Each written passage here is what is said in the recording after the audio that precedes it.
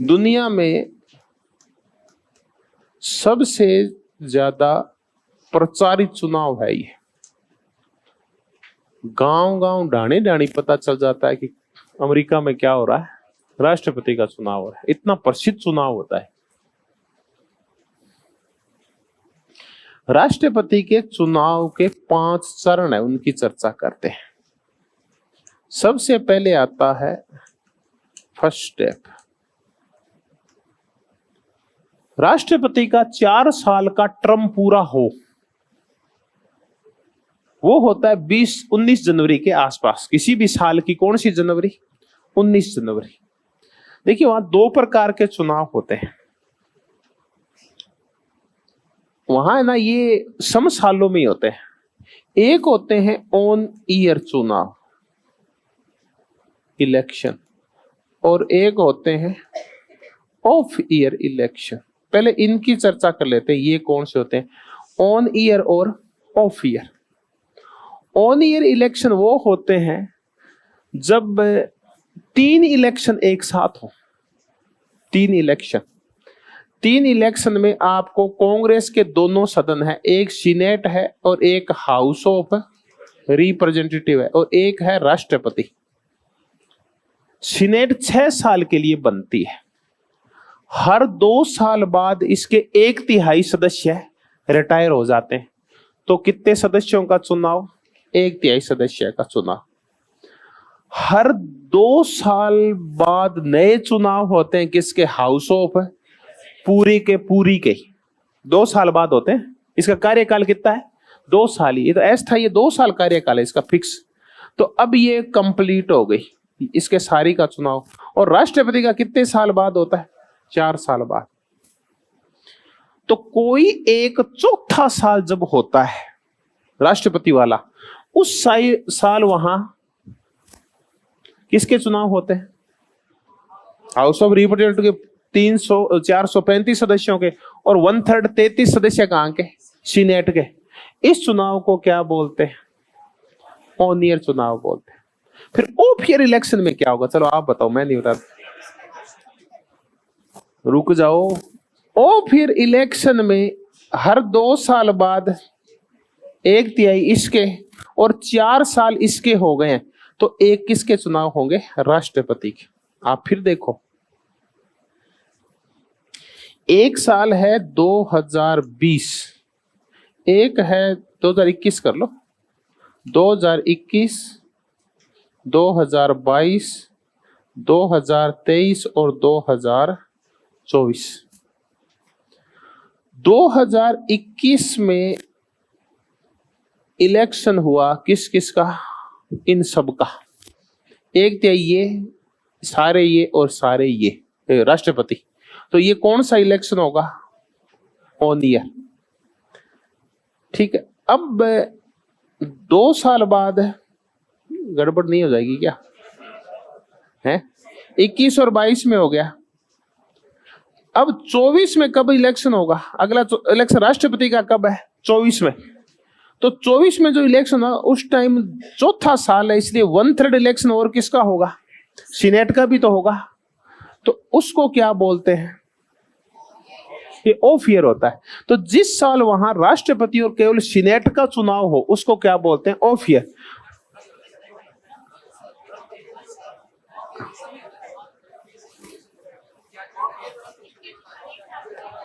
Of year किसका होता है? ऑन ईयर तो होता है तीनों का। है रुक जाओ तो है। ऑफ ईयर में किसका होता है फिर? अच्छा, इन दोनों, सॉरी हर अगले 2 साल बाद सिर्फ इसका तो फिर होगा, और इसके कितने सदस्य आ जाएंगे? 1/3। अब इसको तो 4 साल हुए नहीं, इसको तो अभी भी कितने साल हुए? 2 साल ही हुए।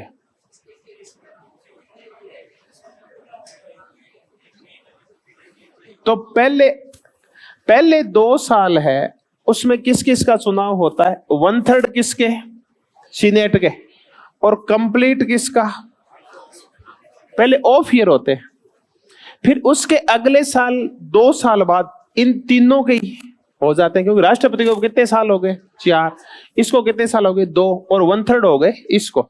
तो ऑफ ईयर में तो होते हैं सीनेट के और हाउस ऑफ रिप्रेजेंटेटिव के, सीनेट के 1/3 और ये पूरी, और ऑन ईयर में चूंकि अब 4 साल हो गए हैं तो इसने भी 2 साल का टर्म पूरा कर लिया, इसके 1/3 हो गए, राष्ट्रपति का 4 साल हो गया, ये ऑन ईयर होते हैं। चलो अपन फर्स्ट स्टेप देखते हैं कि राष्ट्रपति के चुनाव में सबसे पहले क्या होता है। सबसे पहले होता है दलों के द्वारा प्रत्याशियों का चयन। ये बहुत ही हंगामेदार प्रोसेस होता है, दलों के द्वारा प्रत्याशियों का चयन। अपने पास तो बड़े बड़े कितने दल हैं, 2 ही दल है, डेमोक्रेट और रिपब्लिक, और भी बहुत सारे दल हैं, 8-10 आदमी हर बार चुनाव लड़ते हैं वहां, विभिन्न दलों की, ग्रीन पार्टी और पता नहीं कौन कौन सी पार्टियां वहां। इस टाइम वहां 2 चीजें होती है, एक होता है कॉक्स और एक होती है प्राइमरी, ये दोनों होते हैं। ये कॉक्स और प्राइमरी मिलके और अपने अपने दल का प्रत्याशियों का चयन करते हैं कि हमारी तरफ से राष्ट्रपति पद का प्रत्याशी कौन है। ये प्रोसेस 4-5 महीने तक चलती है, बहुत ही हंगामेदार होती है। हर एक राज्य से और जिलों से ये कॉक्स और प्राइमरी है, ये शोर मचाती है। कॉक्स क्या होता है, किसी भी जिले के अंदर पार्टी के जो सक्रिय सदस्य होते हैं और पदाधिकारी होते हैं, पार्टी के सक्रिय सदस्य और पदाधिकारी, वो मिलके क्या बनाते हैं, कॉक्स बनाते हैं। कॉक्स होता है जुंडली, जिले का अध्यक्ष, तहसील का अध्यक्ष, है ना, कोई नगर का अध्यक्ष, ये सारे मिलके कॉक्स बनाते हैं। कॉक्स बंद होता है, प्राइमरी खुली होती है। कोई भी व्यक्ति उस पार्टी की सदस्यता ग्रहण करके और काय में शामिल हो जाता है प्राइमरी में।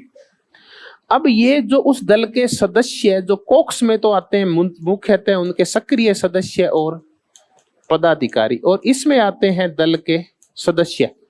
तो विभिन्न दलों इस अपने अपने दल के पदाधिकारी और सदस्य मिलके एक आदमी का नाम फाइनल करते हैं। तो अपने करते हैं, भारत में अगर राष्ट्रपति होगा तो कैसे बनेगा, बीजेपी को अपना राष्ट्रपति पद का उम्मीदवार फाइनल करना है कि हमारी तरफ से राष्ट्रपति का चुनाव लड़ेगा कौन।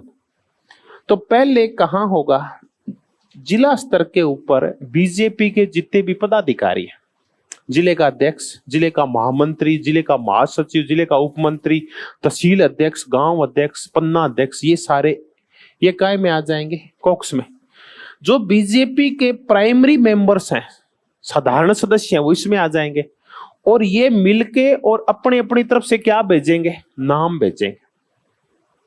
और ऐसे करते करते और फिर इनके नाम जिले से फिर राज्य पे जाके, वहां कॉक्स और प्राइमरी अलग है, फिर राज्यों से फिर नेशनल लेवल के ऊपर कॉक्स है और प्राइमरी है, वो मिलके और एक सदस्य का नाम डिसाइड करेंगे। ये बहुत ही 5-6 महीने का काम खपाऊ काम है। तो यहाँ कॉक्स होती है और प्राइमरी। अमेरिका के राष्ट्रपति पद के लिए कॉक्स और प्राइमरी है, वो क्या काम करती है बताओ, पर अपने दल के प्रत्याशी का नाम फाइनल करती है। ठीक है, नाम फाइनल हो गया, उसके बाद चलता है सेकंड स्टेप। सेकंड स्टेप में चलाया जाता है चुनाव अभियान। चुनाव अभियान में राज्य कई प्रकार के होते हैं। कुछ स्टेट्स होते हैं वो ब्लू है, कुछ रेड है और कुछ बैंगनी है।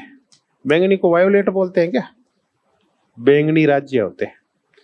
ब्लू स्टेट कौन से होते हैं, ये लिखे हुए आगे समझ लो, आप आगे लिखे हुए एक बार इकट्ठे कर लेना उनको। ब्लू स्टेट्स वो होते हैं जहां ज्यादा संख्या में कौन से डेमोक्रेट्स जिस राज्य में ज्यादा रहते हैं, राज्य है ये, राज्य 50 है वहां, तो जिस राज्य में डेमोक्रेट्स ज्यादा होते हैं वो कौन से स्टेट्स होते हैं, ब्लू। जहां रिपब्लिकन के वोटर ज्यादा होते हैं वो रेड। ये पहचानते तो ना आप। जयपुर से कई सालों से मैं देख रहा हूं एमपी बीजेपी का ही जीतता है, बताओ क्यों, क्यों जीतता है, क्योंकि यहां बीजेपी के वोटर ज्यादा। वायलेट, वायलेट होता है बैंगनी। जहां न तो डेमोक्रेट्स है न रिपब्लिकन, दोनों बराबर हैं, पता ही नहीं है कि कौन यहां से जीतेगा। ऐसे स्टेट्स को स्विंग स्टेट्स कहा जाता है। Swing state.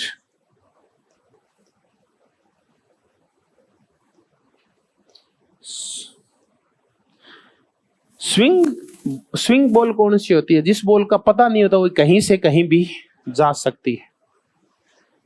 तो ये राज्य ना किसी की तरफ भी जा सकते हैं, ये माहौल पे निर्भर करता है।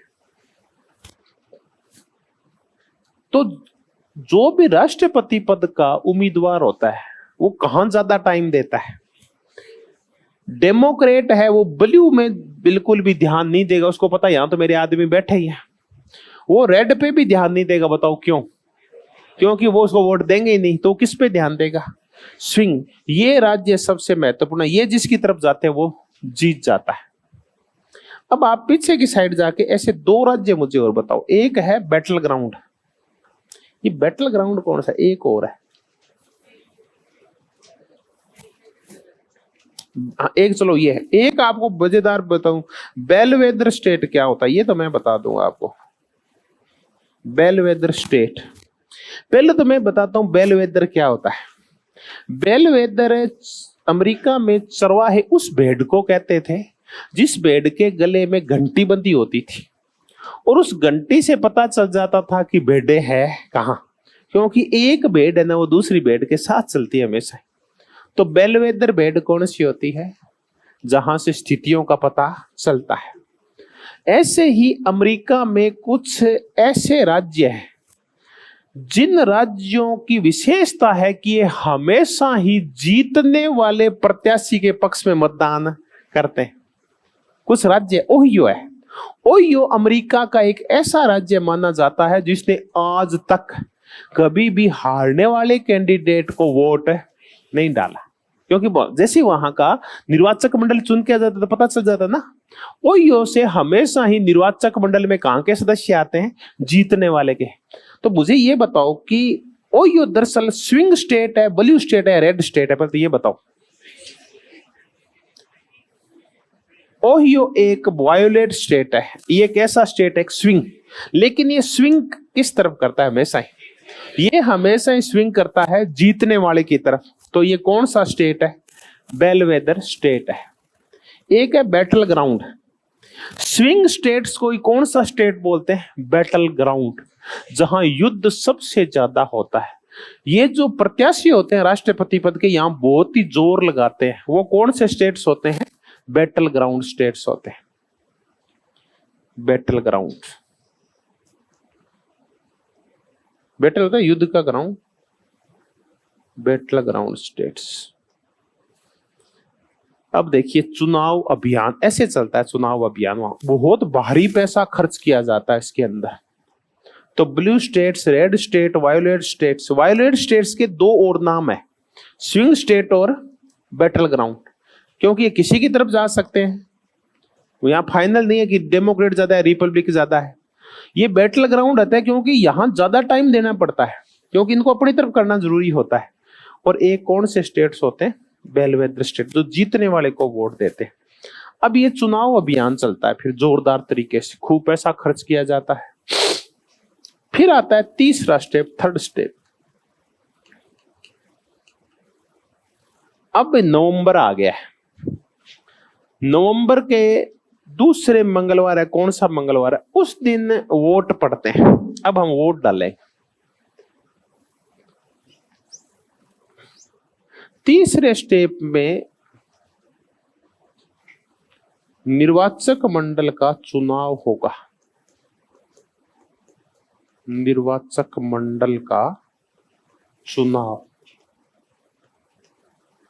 निर्वाचक मंडल को क्या बोलते हैं? कॉलेजियम या इलेक्ट्रोल कॉलेज। इलेक्ट्रोल कॉलेज या कॉलेजियम कह दो। इलेक्ट्रल कॉलेज का चुनाव होगा। पहले तो देखते हैं कि इलेक्ट्रल कॉलेज है उसमें सदस्य कितने होते हैं। देखिए इसमें जो कुल सदस्य होते हैं वो पहले हुआ करते थे 535, फिर एक 23वां संविधान संशोधन एक और किया गया, उसके द्वारा इनमें 3 सदस्य और जोड़े गए और कितने हो गए 538। इसका तात्पर्य है कि अमेरिका के राष्ट्रपति का चुनाव है वो क्या होता है, अप्रत्यक्ष होता है। जनता जो अपना वोट डालती है वो सीधा राष्ट्रपति को नहीं डालती, बल्कि वो राष्ट्रपति के निर्वाचक मंडल को पहले चुनती है और ये निर्वाचक मंडल फिर राष्ट्रपति को चुनता है। अब ये संख्या है कैसी, इसका निर्णय करते हैं। इस संख्या का जो आधार है, सिर्फ आधार, वो इसके 2 सदन है, जिसमें से एक है हाउस ऑफ रिप्रेजेंटेटिव और एक है सीनेट। हाउस ऑफ रिप्रेजेंटेटिव में सदस्य होते हैं 435 और सीनेट में सदस्य होते हैं 100, तो कितने हो गए 535। 3 सदस्य जो लिए गए हैं वो वाशिंगटन डीसी से लिए गए, क्योंकि ये जो डिस्ट्रिक्ट ऑफ कोलंबिया है ये डिस्ट्रिक्ट है, स्टेट है नहीं है, लेकिन यहां से अलग से प्रावधान किया गया है वाशिंगटन डीसी के लिए, क्योंकि डिस्ट्रिक्ट है। तो वाशिंगटन डीसी से 3 सदस्य बाद में और लिए गए, डिस्ट्रिक्ट ऑफ कोलंबिया। अब देखिए ये है निर्वाचक मंडल। तो राष्ट्रपति का चुनाव कितने लोग करेंगे 538। अब राष्ट्रपति कौन बनेगा, राष्ट्रपति वो बनेगा जो 538 में से बहुमत प्राप्त कर लेगा, और 538 के बहुमत का तात्पर्य है 270।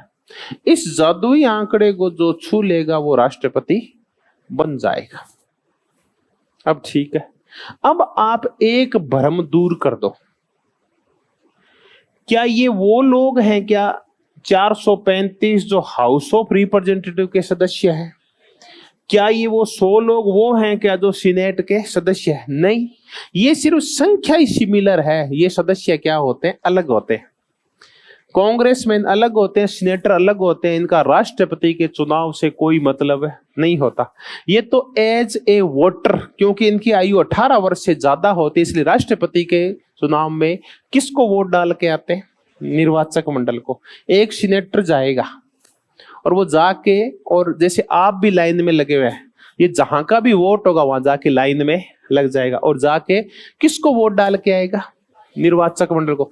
निर्वाचक मंडल बिल्कुल ही अलग होता है, इसका तो एक ही काम होता है, क्या करना, निर्वाचन करना। जैसे ही वोट डाल देता है ये नवंबर के अंदर, नवंबर दिसंबर में निर्वाचक मंडल बन गया, निर्वाचक बन गया, फिर वो वोट डाल देता है राष्ट्रपति को, उसके बाद उसका पद समाप्त हो जाता है और वो एक साधारण आदमी बन जाता है। न तो वो हाउस ऑफ रिप्रेजेंटेटिव का सदस्य होता है, न ही वो सीनेट का। दिक्कत तब आती है, बस वो संख्या यहां से ली हुई है, सिर्फ संख्या कि 535 का तात्पर्य क्या है, 435 ये और 100 ये, लेकिन ये तो अलग है बिल्कुल ही। ये वहां काय के सदस्य हैं, वहां की कांग्रेस के सदस्य। तो कांग्रेस के सदस्य और निर्वाचक मंडल के सदस्य एक ही होते हैं, अलग अलग होते हैं। आपके दिमाग में भारत बैठा हुआ है, क्योंकि भारत में विधायिका के सदस्य ही किसका चुनाव करते हैं, राष्ट्रपति का। अमेरिका में ऐसा नहीं होता, वहां कांग्रेस के सदस्य अलग होते हैं और निर्वाचक मंडल के सदस्य अलग होते हैं। वहां तो एक व्यवस्था और है, अगर आप सीनेटर हैं और कांग्रेसमैन हैं तो आप राष्ट्रपति का निर्वाचक मंडल के सदस्य का चुनाव नहीं लड़ सकते, ये बिल्कुल ही अलग होते हैं। तो अभी हमने एक चीज डिसाइड की, इनकी संख्या कितनी होती है, 538 होती है। पहले 535 थी, अभी 538 है।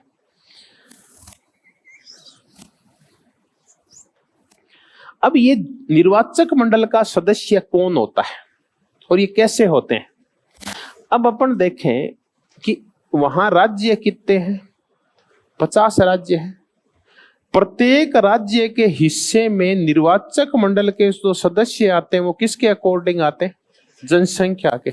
कैलिफोर्निया के हिस्से में कितने सदस्य आएंगे बताओ, कैलिफोर्निया के सदस्य नहीं है। आप तो मुझे बताओ कि राजस्थान अगर अमेरिका में होता तो राजस्थान के हिस्से में निर्वाचक मंडल के कितने सदस्य आते, 35 आते। 25 कौन से, लोकसभा वाले, और 10 राज्यसभा वाले। आप समझ गए, हर एक राज्य को उतने, तो टोटल कितने हो जाते, 535 हो जाते। तो जितने वहां एक राज्य के हिस्से में हाउस ऑफ रिप्रेजेंटेटिव के सदस्य, जितना हिस्से में 2 सीनेटर है, तो कुल मिला के आधार कौन सा है, जनसंख्या है। 50 राज्यों का जनसंख्या के अकॉर्डिंग विभाजन किया गया है। छोटे राज्यों में इस निर्वाचक मंडल के सदस्य कम आते हैं और बड़े राज्यों से ये ज्यादा आते हैं। ठीक है, अब आ गया कि निर्वाचक मंडल के सदस्य हैं जो चुनाव तो जनता करेगी, लेकिन इनका नाम फाइनल कौन करेगा, तो हर एक दल है वो अपने निर्वाचक मंडल के सदस्यों का निर्धारण करता है। अब अपन वहां एक राज्य ले लेते हैं न्यूयॉर्क, और न्यूयॉर्क में 2 बड़ी पार्टियां अपना निर्वाचक मंडल बना रही है, एक रिपब्लिकन है और एक डेमोक्रेट है।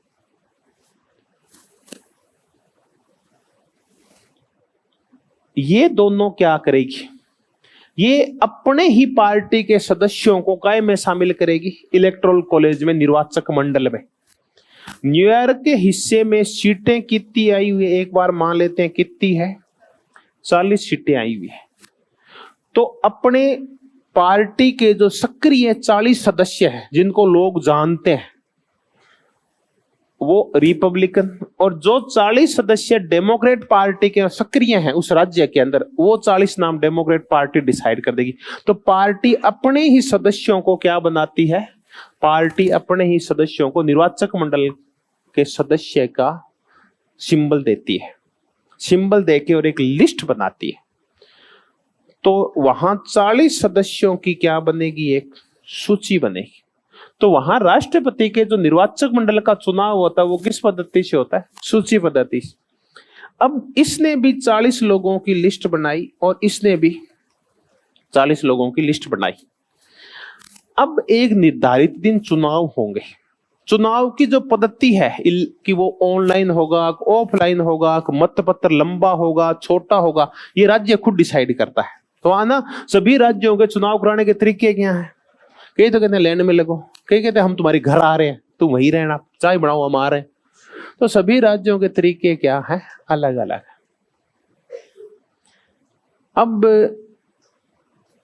जो वोटर है वो आम जनता है, इनके जो चुनेगी ना निर्वाचक मंडल को, वो आम जनता चुनेगी जिनकी उम्र 18 साल से ज्यादा है।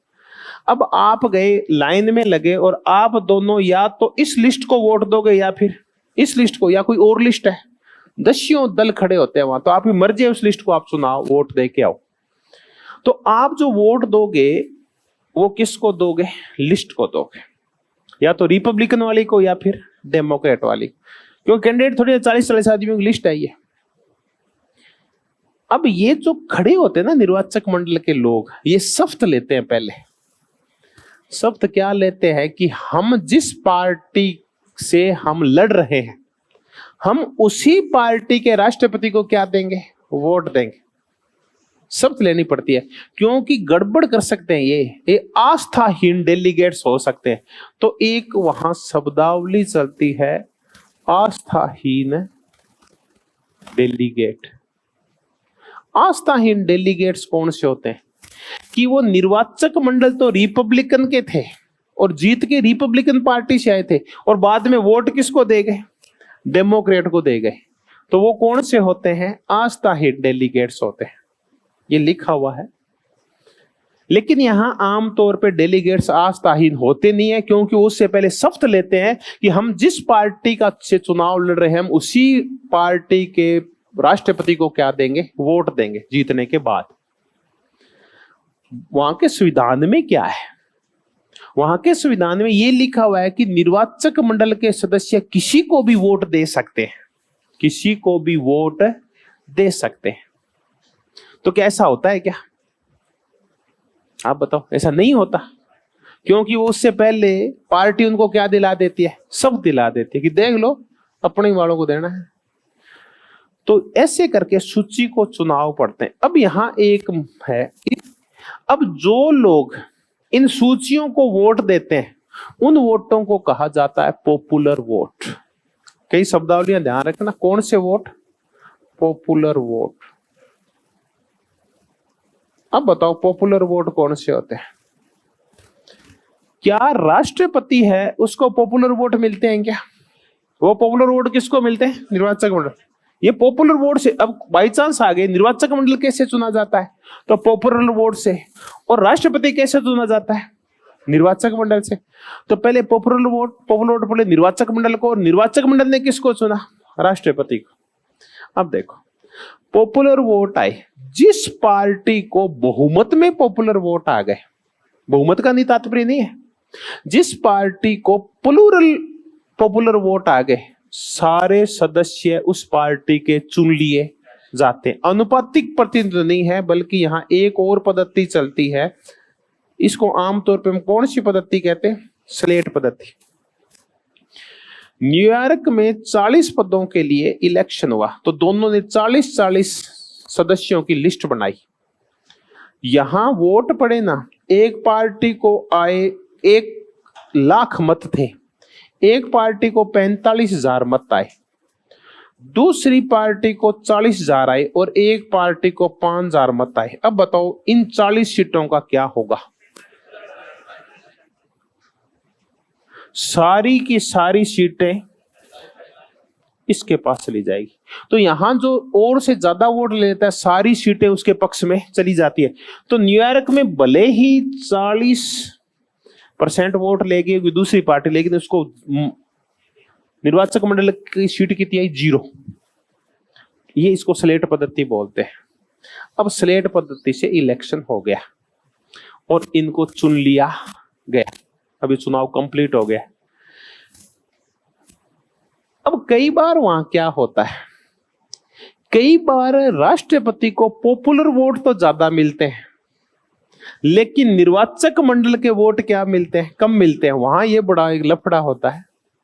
जब ट्रंप के सामने हिलेरी क्लिंटन खड़ी हुई थी, तो हिलेरी क्लिंटन को पॉपुलर वोट तो ज्यादा मिले, लेकिन इलेक्टोरल कॉलेज के वोट कम मिले। अब ये कौन सा संकट है? आप राष्ट्रपति, वहां के उप राष्ट्रपति के चुनाव में ये भी देखते हैं। अब मैं थोड़ा सा बता दूं कि ये जो निर्वाचक मंडल होता है, ये राष्ट्रपति के साथ साथ और किसका होता है? उपराष्ट्रपति का भी यही होता है, यही चुनता है उपराष्ट्रपति को। भले ही राष्ट्रपति का चुनाव अप्रत्यक्ष रूप से होता हो, लेकिन निर्वाचक मंडल के जो सदस्य हैं वो शपथ ले लेते हैं कि हम जीतने के बाद अपने ही पार्टी के कैंडिडेट को वोट देंगे। ये स्वतंत्र नहीं होते, इसलिए हम कहते हैं कि लगभग क्या होता है? प्रत्यक्ष चुनाव होता है, क्योंकि पहले से पता होता है कि ये वोट किसको देंगे। ठीक है। अब मैं आपको जो कहना चाह रहा था, मैं आपको 2 चीजें समझाने की कोशिश करूंगा। देखते हैं आपके समझ में आती है कि यार मैं समझा पाता हूं क्या। कई चीजें तो फट से समझ में आ जाती है। जैसे कैसे? एक ब्याह होना था, शादी होनी थी, तो कार्ड में लिख दिया गया कि इस शादी में शराबी व्यक्ति का प्रवेश वर्जित है। शाम हो गई, लड़की का बाप खड़ा है, पंडित गायब है, क्योंकि कार्ड पे लिखा हुआ है कि शराबी का प्रवेश वर्जित है। लेट नाइट हो गई, दुल्हा भी नहीं आया, सुबह हो गई, दुल्हन भी नहीं आई। ये तो बातें आ गई, फट से लिखा हुआ था कि शराबियों का प्रवेश वर्जित है। अब देखते हैं ये समझ में आता है क्या। मैंने कहा कि कई बार किसी कैंडिडेट को कौन से वोट ज्यादा मिल जाते हैं? Popular vote. लेकिन कौन से वो हार जाता है? वो पॉपुलर वोट मिलने के बावजूद वो चुनाव क्यों हार जाता है जब ज्यादा मिले पॉपुलर वोट? क्योंकि कॉलेजियम के वोट उसको क्या मिले? कम मिले। ये चर्चा करते हैं। दूसरी तरफ इलेक्टोरल कॉलेज है,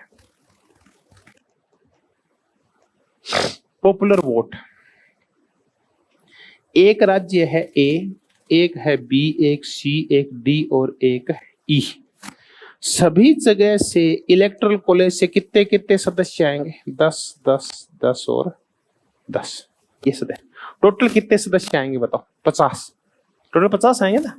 ये ए राज्य, बी राज्य, सी, डी और ई राज्य, हर एक से 10-10 आएंगे, तो टोटल 50 आएंगे। राष्ट्रपति कौन बनेगा?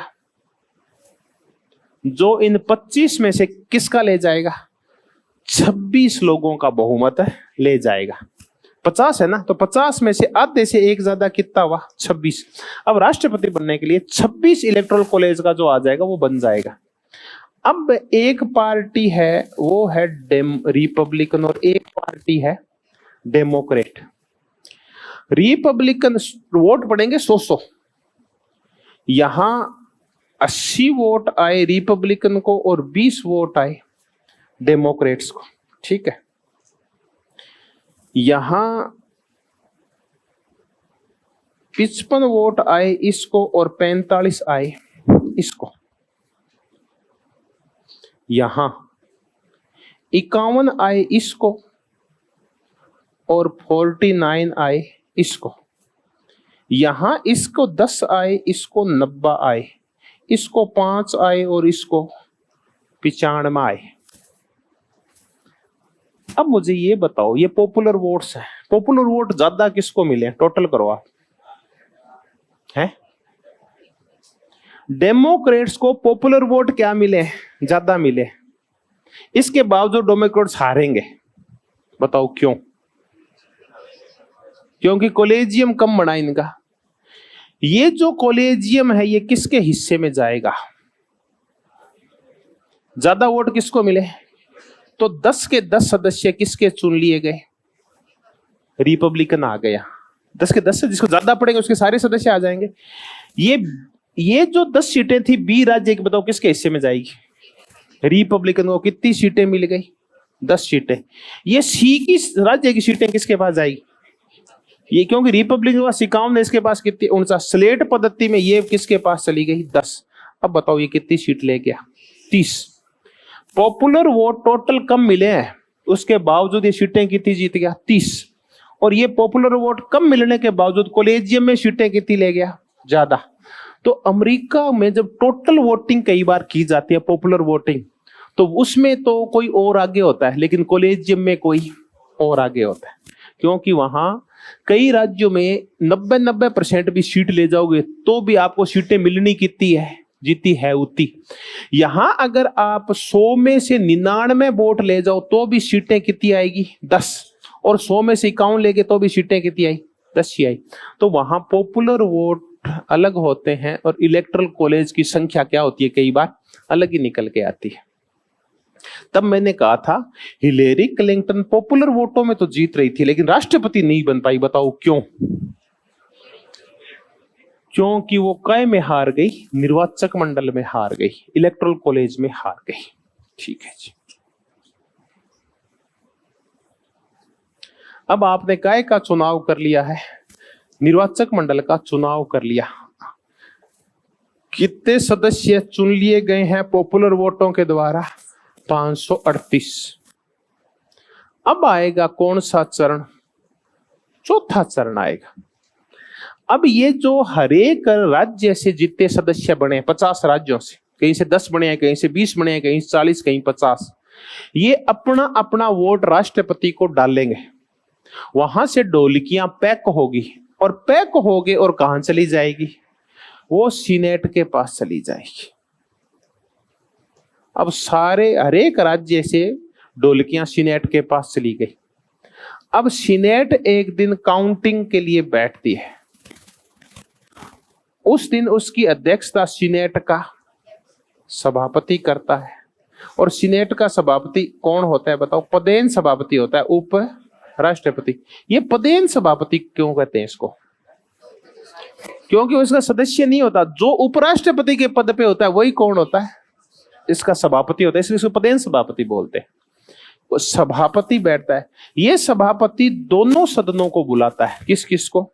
सीनेट को और हाउस ऑफ रिप्रेजेंटेटिव के समस्त सदस्यों को बुलाता है और उनके सामने फिर काउंटिंग करता है। और जब काउंटिंग हो जाती है तो जिसके पक्ष में 270 वोट आ जाते हैं वो कहते हैं ताली बजा दो, ये क्या बन गया है? राष्ट्रपति बन गया। कई बार तो वो उपराष्ट्रपति कहता है कि मैं राष्ट्रपति बन गया हूं, क्योंकि उस राष्ट्रपति ने उस साल क्या लड़ा होता है? राष्ट्रपति का चुनाव लड़ा होता है। तो कई बार बहुत सारे उपराष्ट्रपतियों ने अपने नाम की भी घोषणा की है। इसमें थोड़ा सा नुकसान होता है उपराष्ट्रपति को। बताओ क्या नुकसान होता है? क्योंकि राष्ट्रपति जब अपने नाम की घोषणा करता है कि मैं क्या बन गया हूं राष्ट्रपति, तो हाथों हाथ उसके सामने 535 आदमी बैठे होते हैं, वो क्या पार्टी दे पार्टी दे तो उसको तत्काल रूप से क्या देनी पड़ती है, पार्टी। अगर बाद में मांगी जाए तो वो कह सकता है आज तो मेरा पेट दर्द कर रहा है, आज तो मैं तो छोरी देखने जाओ हमारा छोरा खातर है, आज तो मैं तो हुई को नहीं, वो गायब हो सकता है बाद में तो, लेकिन उस दिन वो तत्काल गायब है नहीं हो सकता, बाकी कोई नुकसान नहीं। तो ये वो क्या हुआ सीनेट ने, अब उसका हो गया। अब गड़बड़ क्या हुई, एक कई बार 5वां स्टेप और आ जाता है वहां। 5वां स्टेप ये है कि किसी भी सदस्य को 270 नहीं मिले और बराबर हो गए, क्योंकि 538 है और ये पूरे हो सकते हैं। 538 जीतेगा वो जो क्या लेगा, बहुमत लेगा। तब एक और चरण आएगा, कौन सा चरण, 5th चरण। ये तब आता है जब किसी को भी बहुमत नहीं मिलता। अब बहुमत क्यों नहीं मिलता, कोई 2 आदमी थोड़ी लगते हैं, वहां से 2 से ज्यादा लड़ते हैं। एक को इलेक्टोरल कॉलेज के वोट आए 240, दूसरे को आए 230, तीसरे को बाकी आ गए 10 आदमी, 10-20 बहुत सारे लोग चुनाव लड़ते हैं वहां। अब कितने बच गए, जो भी बच गए, बाकी कितने बच गए, बाकी किसी को 10 आ गए, किसी को 5 आ गए, चलो ठीक है कुल कर दो आप, है ना। अब कौन बना, कोई नहीं बना, कोई भी नहीं बना। अब क्या होगा, क्योंकि लेना है 270, किसी का 240 है, किसी का 230 है, किसी का 10 है, किसी का 5 है। अब चुनाव होगा जो ऊपर वाले 2 हैं उनके बीच में से। चुनाव कौन करेगी, चुनाव करेगा कांग्रेस का लोकप्रिय सदन, हाउस ऑफ रिप्रेजेंटेटिव। अब हाउस ऑफ रिप्रेजेंटेटिव में सदस्य बैठते 435, लेकिन वहां जो चुनाव होते हैं वो ब्लैक हॉर्स पद्धति से होते हैं, काला घोड़ा पद्धति। काला घोड़ा कौन सा होता है, पहले तो ये बताओ। ब्लैक हॉर्स कि जिसका रंग काला हो और जो घोड़ा हो ये तो ऐसे थोड़ी होता है। काला घोड़ा घोड़ों में सबसे शक्तिशाली घोड़ा होता है, जिसमें प्रत्येक व्यक्ति दांव लगाना चाहता है। तो घोड़ों में जो विशिष्ट घोड़ा दिखता है वो कौन सा होता है, काला घोड़ा। ठीक है, अब ये ब्लैक हॉर्स पद्धति, ब्लैक हॉर्स क्या है, काला घोड़ा। अब देखो 50 राज्य है, तो अब जो वोट डालेंगे वो सारे 435 सदस्य नहीं डालेंगे, बल्कि कितने डालेंगे, एक राज्य से एक आदमी को बनाया जाएगा मुखिया। ठीक है, अब काला घोड़ा पद्धति कौन सी है, इसकी चर्चा करते हैं। ये कौन सी पद्धति है,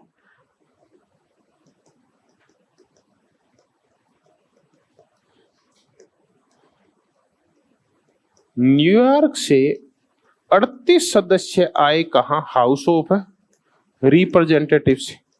तो क्या जब राष्ट्रपति का चुनाव फंस जाता है, किसी को भी पूर्ण बहुमत मेजोरिटी नहीं मिलती, तो क्या ये 38 के 38 वोट डालेंगे, क्या नहीं डालेंगे।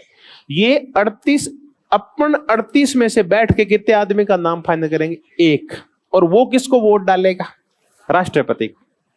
अगर ये 38 है, ये नाम फाइनल नहीं कर पाई तो दोनों बराबर हो गए। अच्छा ऐसा करें, यहाँ पर 38 में से 20 तो जीते हुए थे डेमोक्रेट और 18 जीते हुए थे रिपब्लिकन। तो बताओ अब बन जाएगा या नहीं बनेगा, बन जाएगा ना। बहुमत से बनाएंगे तो एक आदमी ये फाइनल कर देंगे डेमोक्रेट अपने में से, तो यहां से एक वोट आ गया।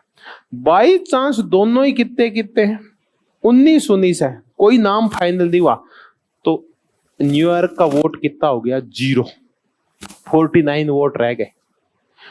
तो जहां जहां नाम फाइनल नहीं होंगे एक आदमी का, वो राज्य हटते जाएंगे, और सारे नाम फाइनल कर लेंगे तो कितने होंगे, तो 50 होंगे।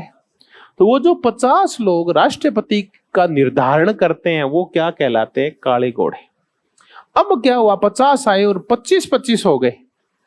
अब मुझे नहीं पता, मुझे लग रहा है कि उसके बाद वो क्या करेंगे, टॉस करेंगे। अब आपके टॉस किया और उसमें सिक्का खड़ा हो गया, उसका भी कोई इलाज नहीं है, तो वैसे तो कुछ भी हो सकता है। तो कुल मिला के हम किसकी चर्चा कर रहे हैं? काला घोड़ा पद्धति क्या कहलाती है। ये हो गया है राष्ट्रपति का इलेक्शन। तो कितने चरणों में होता है? मूलतः 4 या कई बार फंस जाए तो 5 चरण। पहले दलों के प्रत्याशियों का नाम चयन होता है कॉक्स और प्राइमरी के द्वारा, फिर चुनाव अभियान चलता है blue, red, violet, Bellwether states, फिर होता है निर्वाचक मंडल का चुनाव, फिर हो गया सीनेट कहाँ गई, हाँ, मतगणना, और फिर हो गया काला घोड़ा पद्धति। ये हो गया, ये राष्ट्रपति का हमने इलेक्शन करवा दिया।